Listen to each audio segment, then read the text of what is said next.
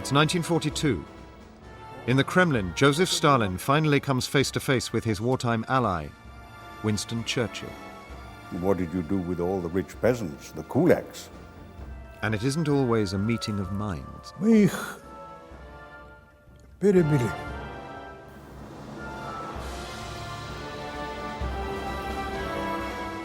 Carefully sourced from previously classified archival material, this is the story of a clash of values. How many thousands of its citizens has the Soviet Union butchered? And quite clearly, for the moment, there's nothing to be done. While Stalin grows ever more suspicious, imprisoning those who fraternized too closely with his Western allies. How could I be guilty? Of what? Of loving someone?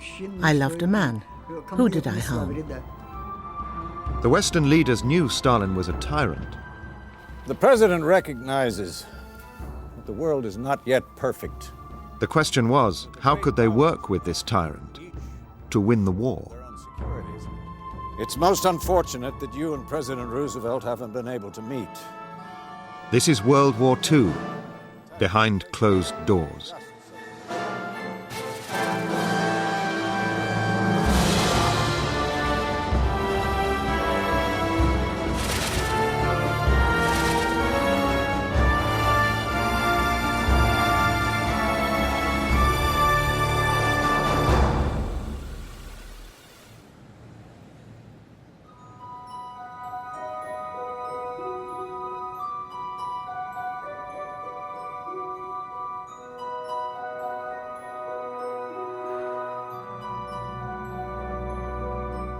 On the 28th of June 1942, the Germans launched a massive offensive across the steppes of the Soviet Union, codenamed Operation Blue.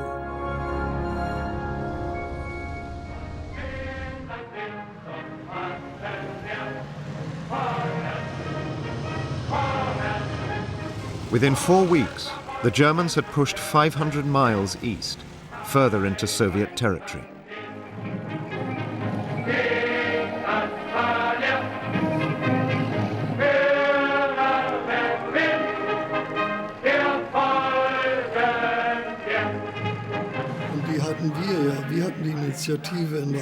After all, it was up to us to take the initiative. We determined the proceedings while the Russians tried to find a way out of their dilemma. And I can only say that we were inspired by the belief and conviction that we would succeed in whatever we did. The German force was split in two.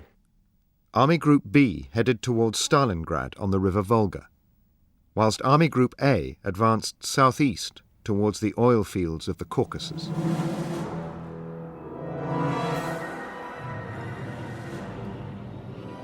For Hitler, this oil was one of the greatest prizes of the war in the East. Which is why Nikolai Baibakov was called to an urgent meeting with Stalin, shortly after the Germans had launched their massive summer offensive.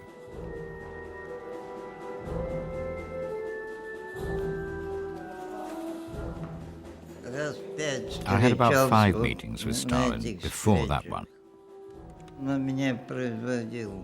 Stalin made a very big impression on me.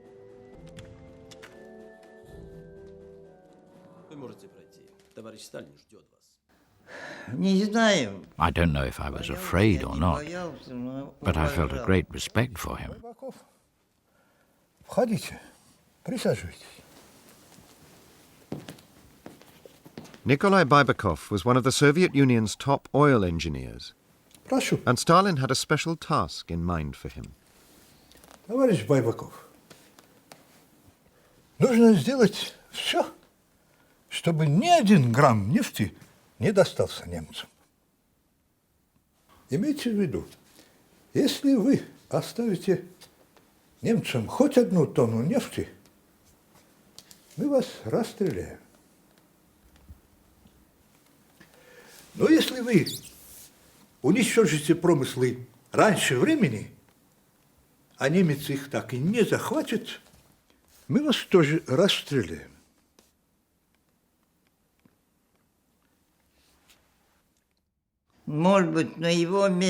Perhaps I would have said the same thing if I was in his place. The Caucasus was a key issue. The end justifies the means.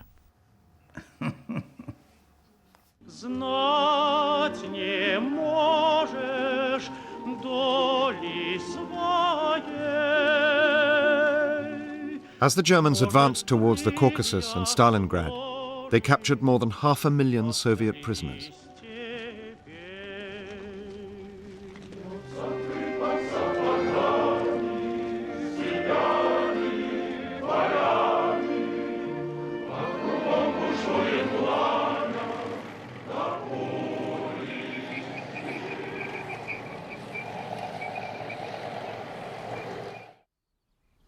So confident was Hitler that he moved his headquarters to here, Vinnytsia, in Nazi-occupied Ukraine. For Hitler, the campaign in the East was a war of annihilation, fought against subhumans. And he openly talked of his epic racist plans for the new Nazi empire here in the East. There is only one duty, to Germanize this country by the immigration of Germans, and to look upon the natives as redskins. But on the 12th of August 1942, the Soviet leadership thought help was on the way.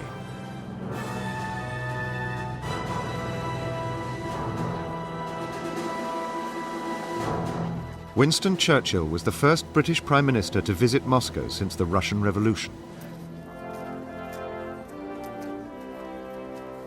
But it was perhaps just as well that Churchill didn't know what Stalin had said privately about the British in 1939, when the Soviets had been friends with the Germans. Я не люблю англичан и не доверяю им. Они хитрые и упорные противники. Английская армия слаба. И если, несмотря на это, англичане господствуют в мире, то это происходит из-за глупости других стран. We will continue hand in hand like comrades and brothers until every vestige of the Nazi regime has been beaten into the ground. The British delegation knew the forthcoming meeting with Stalin was likely to be difficult. As one of Churchill's generals later said, we were going into the lion's den, and we weren't going to feed him. Let's start. The Soviets had been demanding the Western Allies launch an immediate invasion of France, a so-called Second Front, to take the pressure off the Red Army. But Churchill carried bad news. I wish to speak frankly and would like to invite complete frankness in return. The British and American governments do not feel themselves able to undertake a major operation in September. The British minutes describe Stalin as looking very glum at this point. Churchill sought to lighten his mood with plans of how the British could still help. We hope to shatter 20 German cities, as we have shattered Cologne, Lübeck, Dusseldorf, and so on. More and more aeroplanes and bigger bombs. If need be, as the war goes on, we hope to shatter almost every dwelling in every German city. Later in the war, Churchill sought to distance himself from the deliberate bombing of civilian targets. But in the meeting with Stalin, he was enthusiastic about the campaign, saying, "We seek no mercy, and will show no mercy."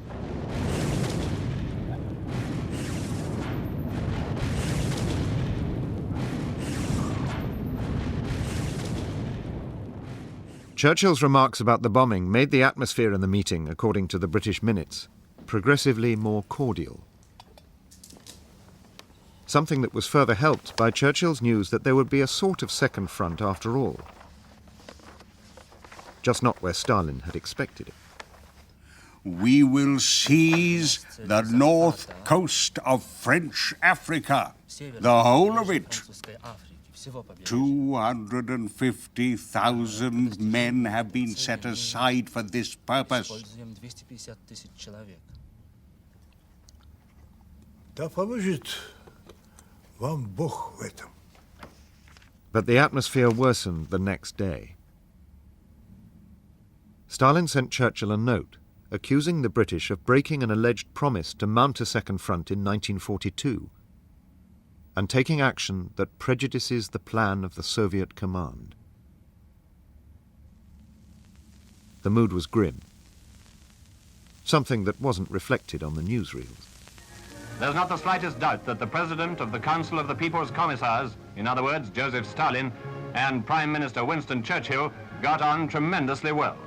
It could hardly be otherwise between two men of such outstanding experience and ability. Off-screen, there was yet another subject of disagreement.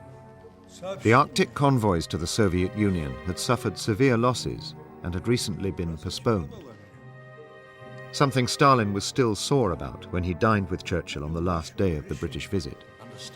Может быть, английский военно-морской флот не имеет чувства гордости? You mistake it from me that what was done was right. I really do know a lot about the Navy and Sea War. Значит, я ничего не понимаю в этом. Russia is a land animal. The British are sea animals.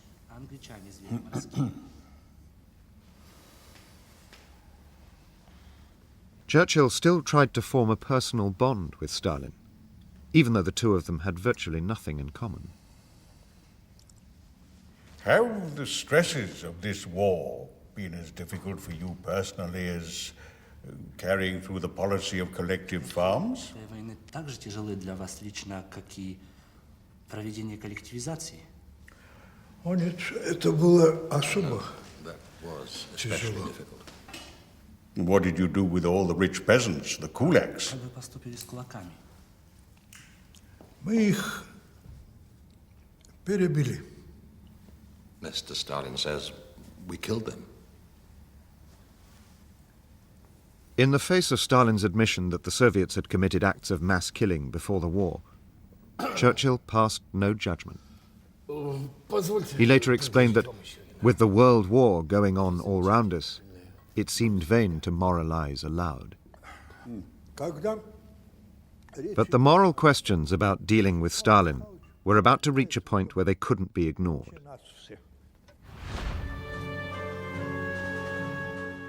In 1939, the Soviets had imprisoned several thousand Polish officers.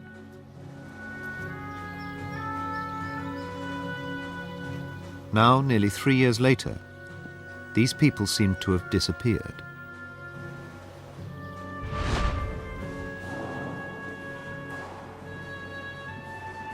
It was a mystery that understandably obsessed the many Polish soldiers who were serving in the British Army. General Anders, commander of the Polish Second Corps, caught up with Winston Churchill when he stopped over in Cairo on his way back home after the meeting with Stalin.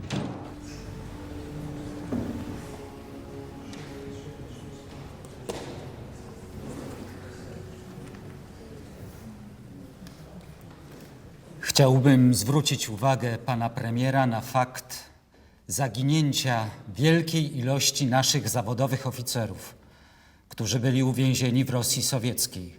Nie udało mi się uzyskać żadnych wiadomości o nich.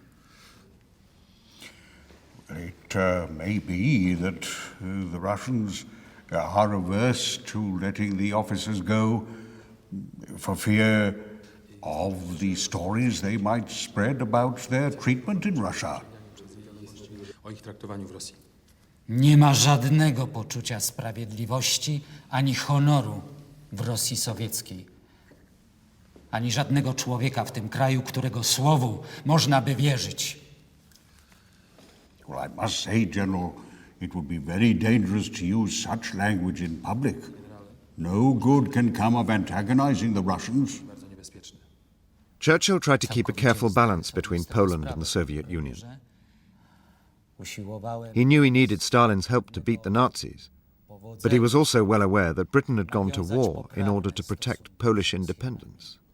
Let me say that it is my hope and belief that Poland will emerge from this war a strong and a happy country.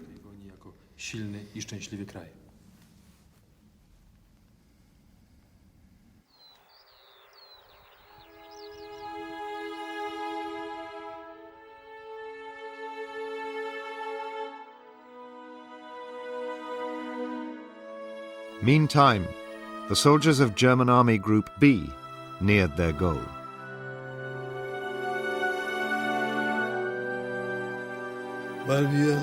We were going through a really euphoric phase. Suddenly, like a surprise, there was a broad silver ribbon, the Volga. And we all knew that this was the place we had to reach. This was the goal. This was possibly the ultimate goal of the war, to get as far as the Volga. And beyond the Volga, to the east, we saw the vast, deep forests stretching to the horizon, shrouded in mystery. Geheimnis umwittert.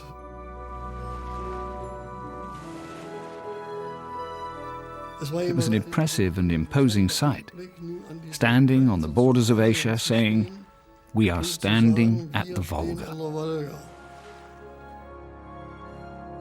And at that point, we were totally confident of victory.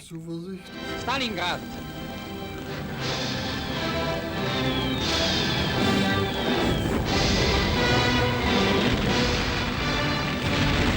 The city of Stalingrad, along the western bank of the Volga, stood in the Germans' way.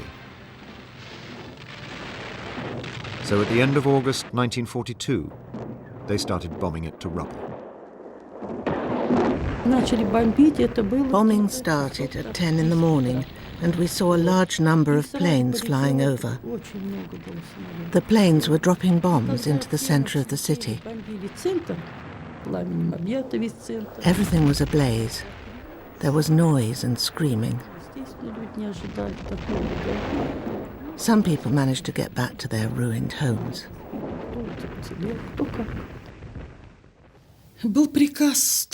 It was Stalin's order not to surrender Stalingrad.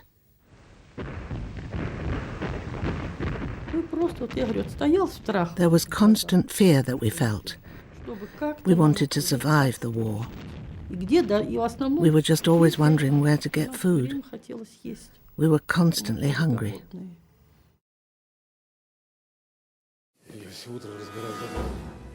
As the Red Army struggled to hold Stalingrad, the Soviet leadership increasingly felt the Western Allies were not doing enough to help. And they were now so bitter that they allowed open ridicule of their allies to appear in the Soviet press. Boris Yefimov, a newspaper cartoonist, did his best to capture the mood of the country. A suspicion that the Western Allies were just standing by and letting the Soviet Union and the Nazis bleed each other to death. My feeling about Churchill was the common one, that he was seen as a man who was very difficult to trust.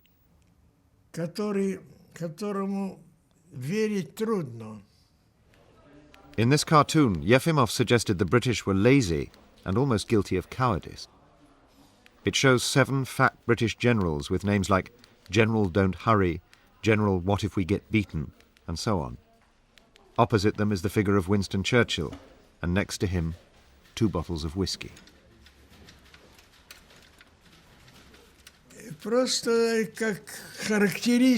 It was just his personal characteristic. Everyone knew that Churchill started every morning by drinking a large measure of whiskey.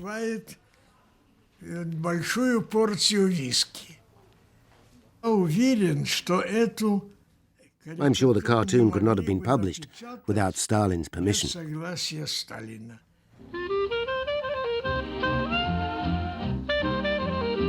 But in the West, Stalin was increasingly portrayed as a hero. In the United States, Time magazine put Stalin on the cover as Man of the Year for 1942. The citation concluded, Stalin's methods were tough, but they paid off. And Life magazine, a few months later, described Stalin's secret police, the NKVD, as a national police similar to the FBI. Too many people had too many rosy spectacles, views of Stalin. The American people, the public at large, were quite unaware of the Soviet purges and of the relocation of tens of thousands or hundreds of thousands of people. It was necessary for the American leadership, the government, the president, to have a sense of realism about the Soviet Union. The public at large, it was not really essential for the public at large to know that. Why not?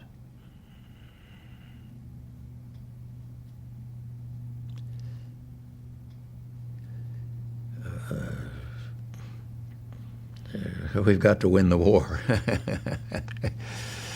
That's what counted.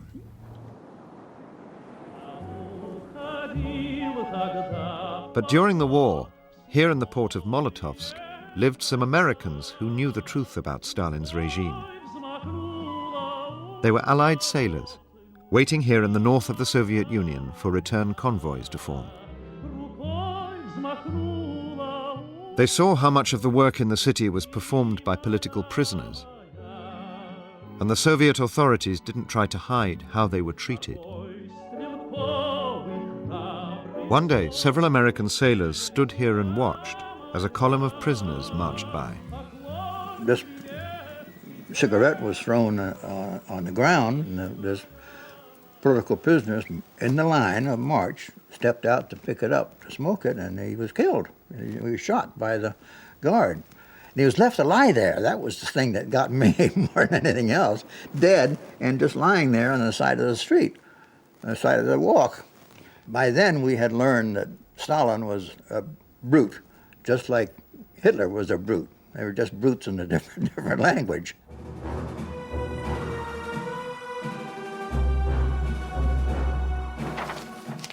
Brutal as he was, Stalin was beginning to show that he might be capable of leading the Soviet Union to victory.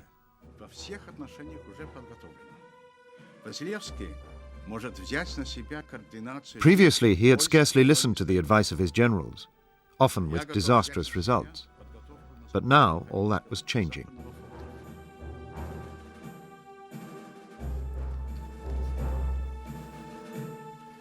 Хорошо.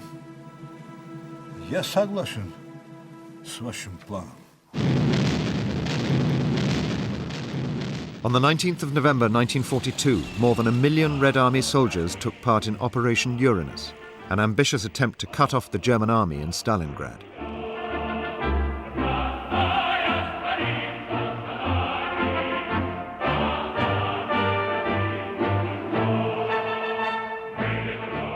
It was a triumph.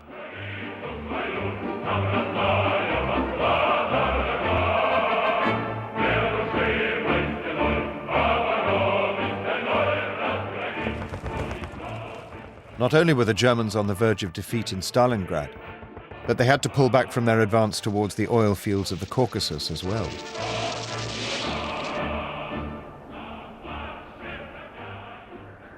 Here in Stalingrad, as the Red Army pushed forward into the city, they came across the few civilians who had survived in the ruins. One of the soldiers opened the doors to our room. My brother shouted out, "Don't kill us, we're Russians." The soldier said to the others, "Lads, the kids are in here." When they saw us, they started crying.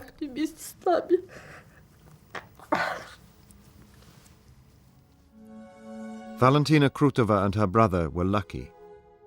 The death toll at Stalingrad was immense. Even today, the spring thaw brings new bones from the earth in the fields around the city. Around 500,000 Red Army soldiers died here. More people than the British lost in the whole of the war. Yet Stalin saw little sign of the long-awaited Second Front. and though Western aid via the convoys was now increasing, Stalin still believed that his allies didn't really care about the extent of the Soviet sacrifice. The atmosphere was so bad that the British ambassador to Moscow even suggested that Stalin might make a separate peace with the Nazis if the Soviets weren't given more help. And now the Soviet relationship with the West was about to be tested further, almost, indeed, to breaking point.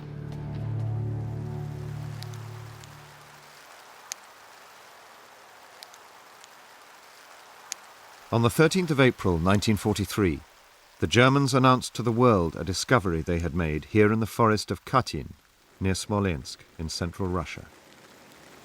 Und schon werden übereinander gestapelt wie Tuchballen die Stiefel toter Soldaten sichtbar. Dann werden grauenvoll entstellte Körper und Köpfe freigelegt. Ermordete Offiziere. Sie wurden seit Jahren von der polnischen Bevölkerung vermisst. They had found the mass graves of several thousand of the missing Polish officers, and they eagerly showed off the evidence. The stench was bad. When we came, the Germans were removing a layer of earth about a meter thick. And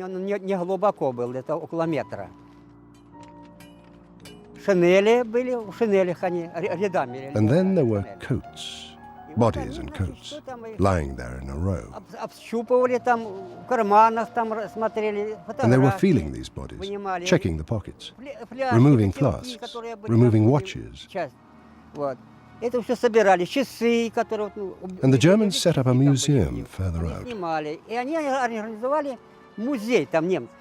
The Germans wanted witnesses. They wanted us to act as witnesses for history.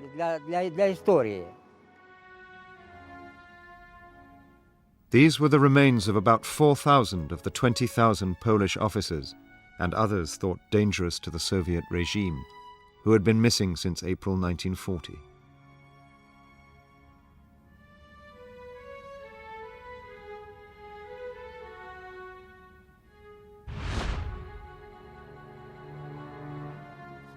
In March 1940, Stalin and other leading members of the Politburo had signed the document which led to the murders, though the Soviets officially denied they had committed the crime until 1990. As well as the Polish officers, Stalin had wanted other leading citizens of occupied Poland to be murdered at the same time, like Mikhailo Griniev, a prominent lawyer of Ukrainian descent. He was an extremely kind man, and I'm not just saying this because he was my father. This was his nature. I felt very sorry for my father.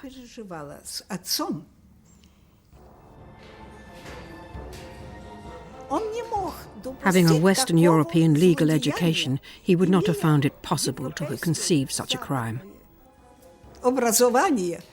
И какую-то юридическую. Но непосредственные исполнители. Well, of course, the people who did this were cruel and remorseless people, but they were not the main perpetrators. The main perpetrators were in the Central Committee of the party. They were the ones who committed the crime to top all crimes, as the Poles would call it. They were the ones who tried to cover it all up.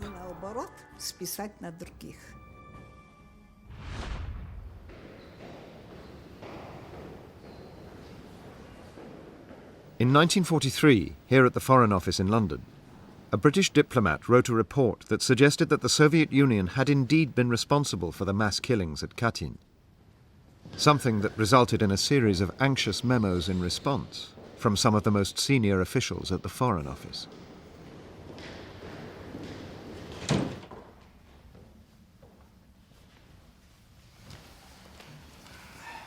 Well, gentlemen, it is obviously an awkward matter when fighting for a moral cause that our allies are open to accusations of this kind. It is our intention to deal with war criminals. Yes. I confess that in a cowardly fashion I had rather turn my head away from the scene at Katyn for fear of what I should find there. I think no one has pointed out that on a purely moral plane this is not new. How many thousands of its citizens has the Soviet Union butchered? And quite clearly for the moment there's nothing to be done.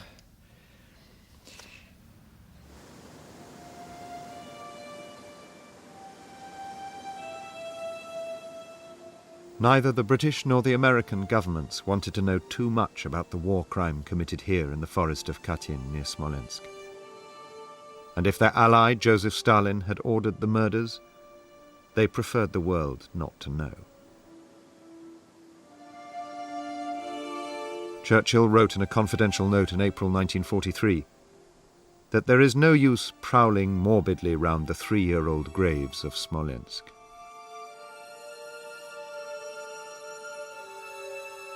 But Stalin's desire to see leading citizens of eastern Poland destroyed cast a long shadow. Boguslava Griniev never found the remains of her father. All she has is his name inscribed on her mother's grave. It was placed there after the fall of communism, when she finally learnt that he had been killed at one of the murder sites back in the spring of 1940.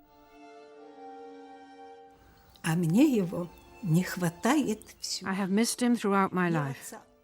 I've really missed my father throughout my life.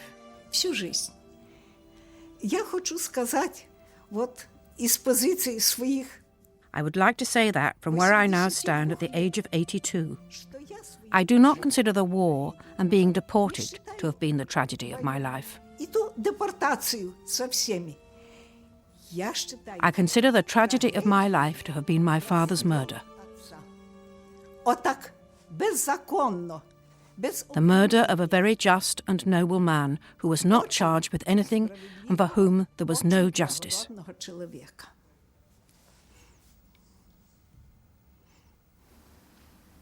Stalin blamed the Germans for the murders, and because the Poles didn't go along with his version of history, he broke off diplomatic relations with the Polish government in exile.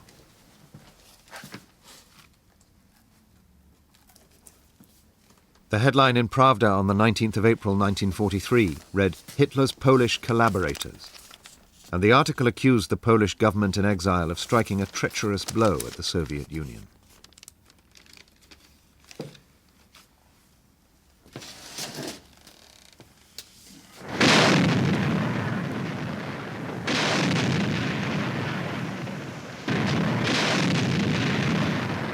Meantime, Churchill had kept his promise to Stalin. The British and Americans had opened a kind of second front in North Africa. The Yanks are ready. The doughboys are spread out for miles behind every tree and shrub, ready to strike the enemy or repel infiltration.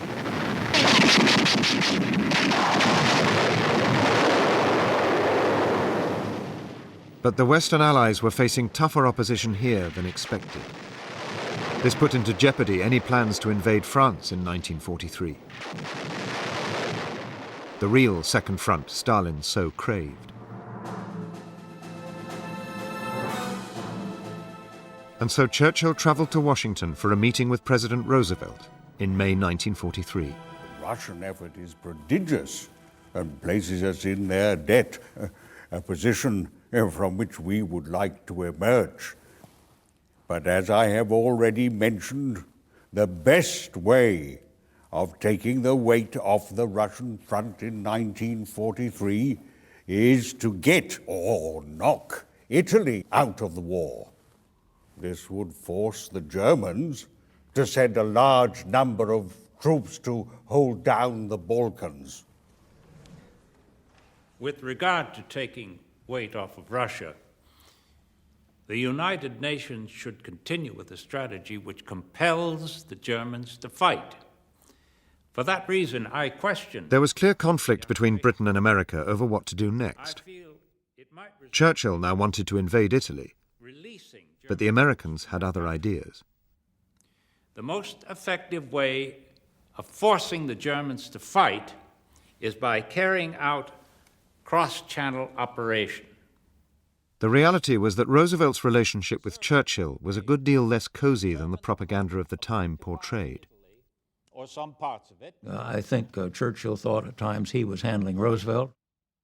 Roosevelt was pretty confident all the time he was handling Churchill. You couldn't read Roosevelt the way you could read Churchill. Almost at the same time as Roosevelt was trying to handle Churchill, he was doing his best to handle Stalin as well. Thank you. Just days before meeting Churchill, Roosevelt had written a letter to be hand-delivered to the Soviet leader. Shall we begin? And he had been careful to keep the contents a secret from the British. My dear Mr. Stalin, I am sending you this personal note by the hands of my old friend Joseph E. Davies. It relates only to one subject. Roosevelt had chosen his messenger carefully. Joseph Davis, a rich lawyer, had been American ambassador to Moscow in the 1930s. Now, accompanied by the current American ambassador, he entered Stalin's office at the same time as Churchill was visiting the American president in Washington.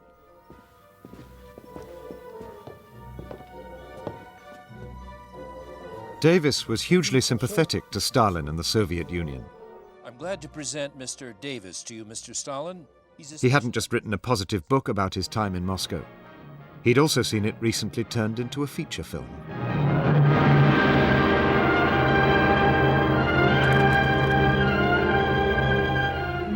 Mission to Moscow is my report to the American people as Ambassador of the United States to the Soviet Union.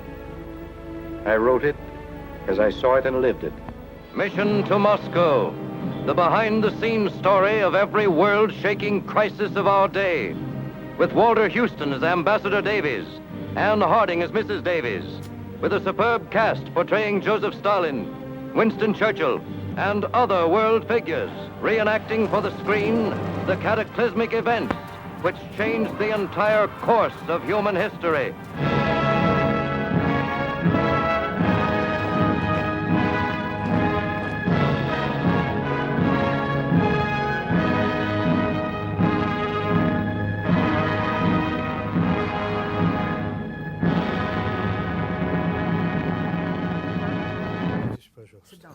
Thank you. Molotov. Mr. Molotov. Thank you.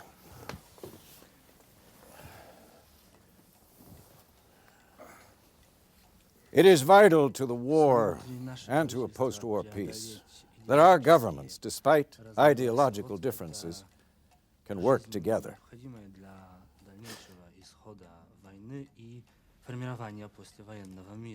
Britain, after this war, will be financially through for a long time. So post-war peace depends on the unity of our two countries in this situation. It's most unfortunate that you and President Roosevelt haven't been able to meet. The President attaches great importance to just such a meeting, and that's why he's sent me as a special envoy to present this to you personally.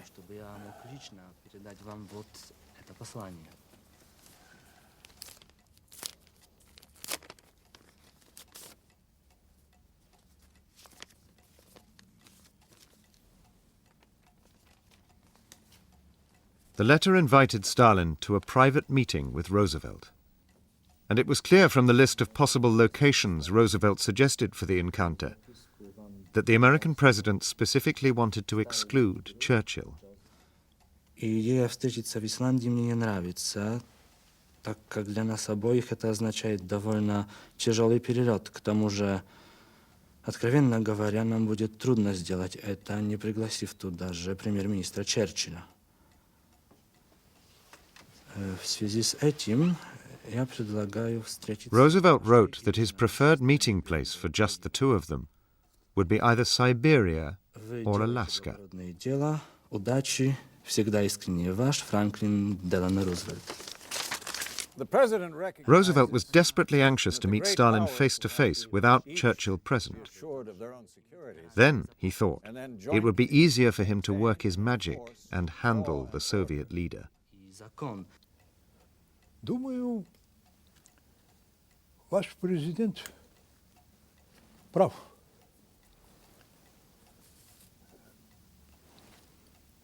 Он великий человек. Передайте вашему президенту, что я буду очень рад встретиться с ним.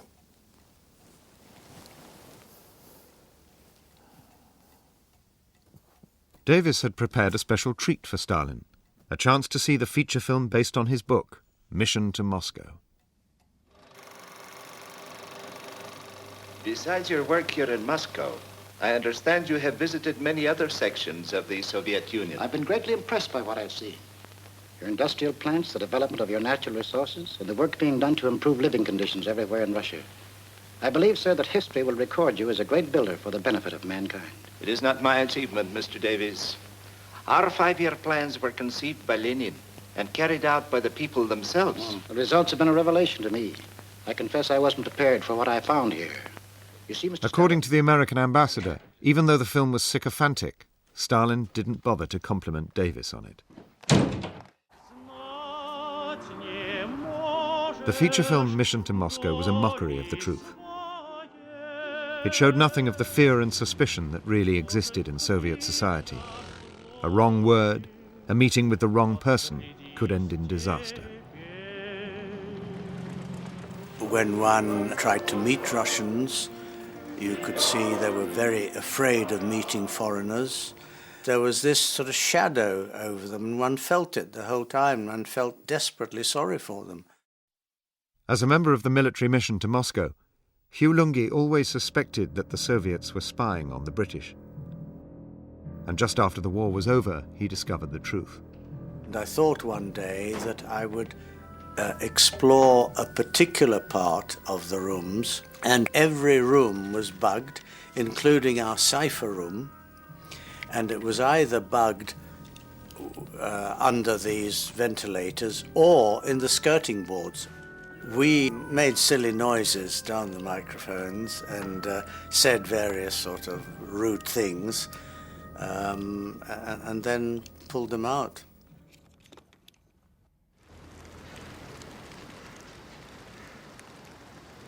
The Soviet authorities were suspicious of all foreigners, which created a huge problem for them in a place like this, Archangel, in the far north of the Soviet Union.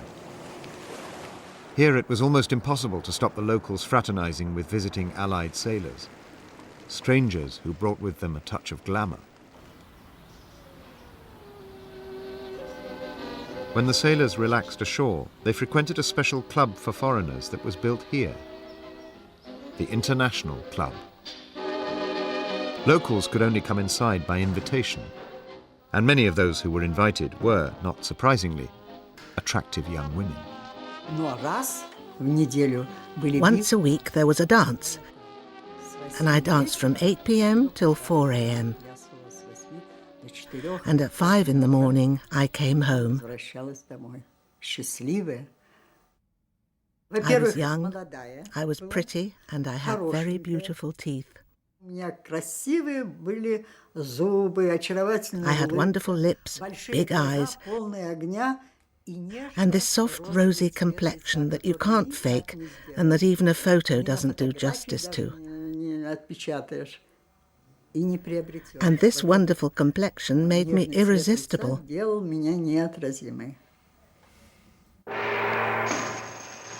They showed films, and I saw really lovely films there.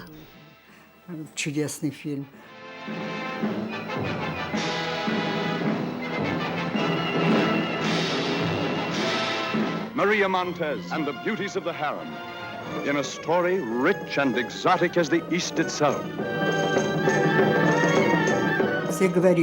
Everyone was saying, "You're so beautiful. If you came to Hollywood, you'd be famous." You will ride with me beyond the river. I just wanted to be an actress. I had no idea whatsoever about any other life. I was very young and I was thoughtless.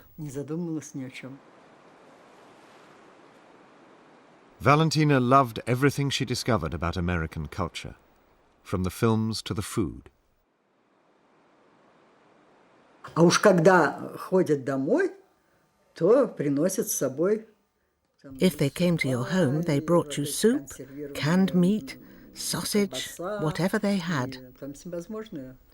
Even biscuits. I remember there were biscuits. I'll remember it forever. Даже печенье. There was peanut butter in those biscuits. They were so delicious.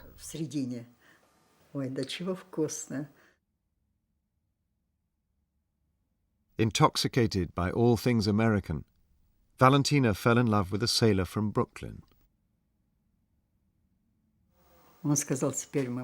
He said, "We're married. You're my wife, I'm your husband." And that was it. Later, he sent me letters from America, from Brooklyn. He didn't know I was pregnant.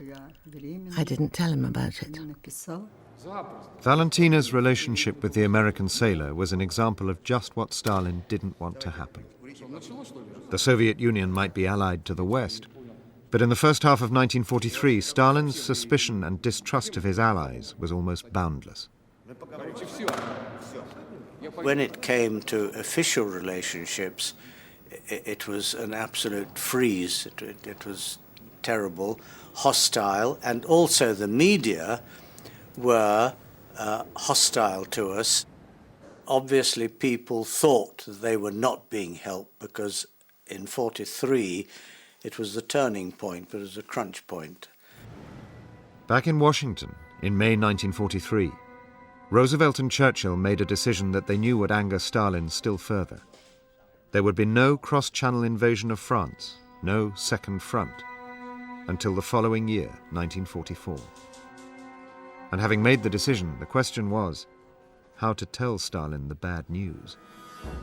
One evening when I was a lone officer in the map room on night duty, there was a tap at the door and then a whole gaggle of people came in. The Prime Minister, the President, and the chiefs, the British and American chiefs of staff. They had to settle down and to answer this latest demand from Stalin. What are you going to do next? Sir John Dill, who was chief of the British mission in Washington, drafted an evasive answer, passed it across the desk. General Marshall and Admiral Leahy did some tinkering with the words. We knew the answer would not please Stalin, and it did not. The cable to Stalin was eventually transmitted on the 2nd of June. But the new date for the invasion of France, in the spring of 1944, appeared only at the very end of the long document.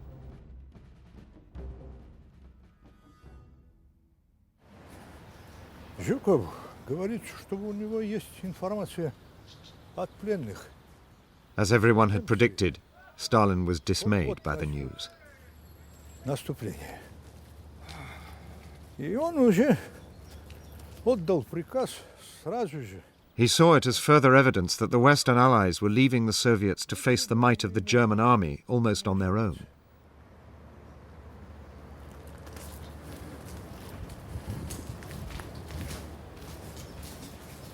And Stalin's belief was reinforced by the knowledge that in the fields around Kursk in the center of Russia, the Germans were preparing to launch another huge armored offensive.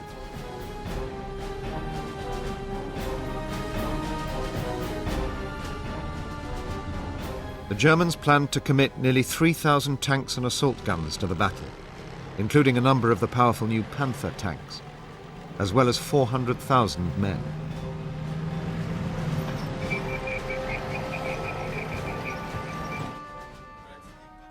Up to now, the Soviets had never defeated a German summer offensive. Хорошо. Both in 1941 and 1942, the German mastery of motorized warfare had been decisive once the snow had melted.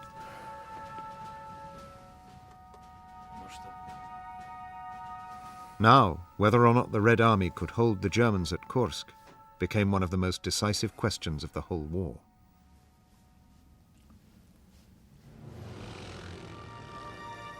Back in London, the alliance was under even more strain. Churchill had finally learnt the truth about Joseph Davis's trip to Moscow.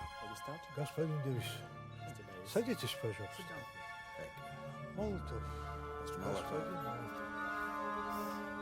Churchill was immensely hurt that Roosevelt had planned to exclude him from the proposed meeting with Stalin.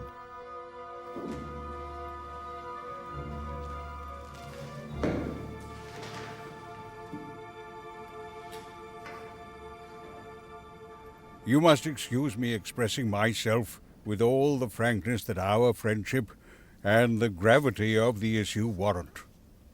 I do not underrate the use that enemy propaganda would make of a meeting between the heads of Soviet Russia and the United States at this juncture, with the British Commonwealth and Empire excluded.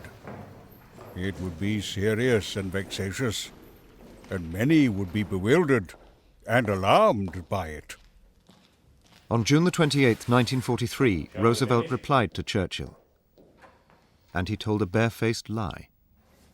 I did not suggest to Uncle Joe that we meet alone, but he told Davies that he assumed, A, that we would meet alone, and B, he agreed not to bring staffs. This was simply untrue. The suggestion that Churchill be excluded came not from Stalin, but from the Americans. It's most unfortunate that you and President Roosevelt haven't been able to meet. All this deception came to nothing. Stalin now refused to meet Roosevelt because he thought the West still wasn't helping the Soviet Union enough.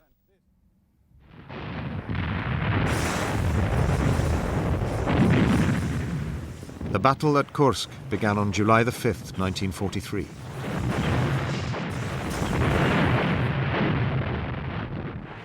It was an epic encounter. More than 2.5 million troops fought across an area nearly the size of Belgium.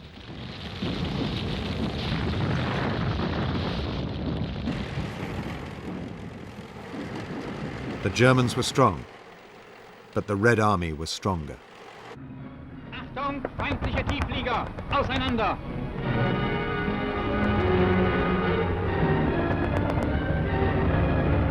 At Kursk, thanks to better equipment, advanced knowledge of the German plans and improved battlefield tactics, the Red Army forced the Germans back.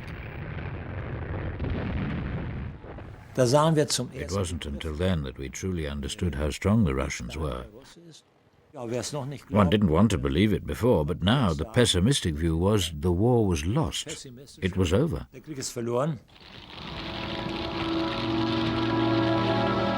But just as at Stalingrad, the victory was bought at massive cost. Nearly 200,000 Soviets were killed. If they had opened the Second Front in 1943, the Kursk battle might have been avoided. Our losses might well have been less. For the sake of justice, they should have opened the Second Front at least a little earlier.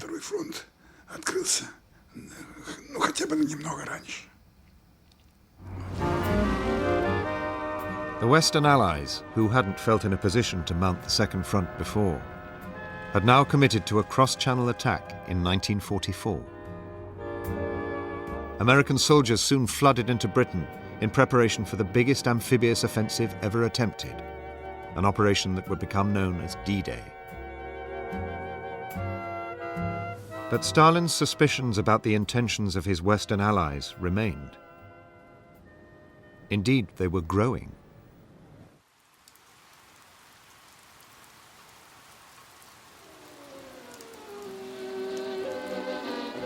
As back in Archangel, someone who loved all things American would eventually find out to her cost.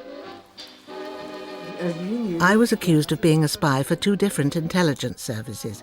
My investigator kept on saying, "Tell me about your spying activities," and I just kept smiling at him. Valentina dreamt of a future as an actress in the United States, living with her American boyfriend. The Soviet secret police had discovered her diary, in which she had written, "I want to go to America so much. There you only have to be beautiful." How could I be guilty? Of what? Of loving someone? I loved life. I loved a man, so what was wrong with that? That's what I said to him eventually. Who did I harm? Who did I do harm to? The only person I harmed was myself. Valentina's mistake had been to fall in love with an American. She was sentenced to 6 years in a gulag. She was not to be the only victim of Stalin's growing mistrust of the West.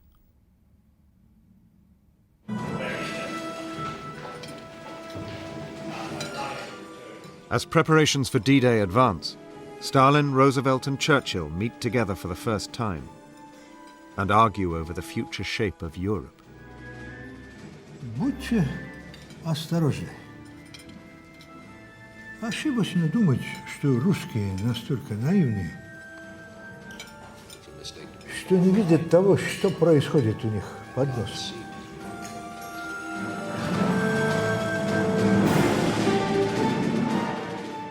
While Stalin's secret policemen perpetrate one of the biggest and most cynical cover-ups in the history of the 20th century.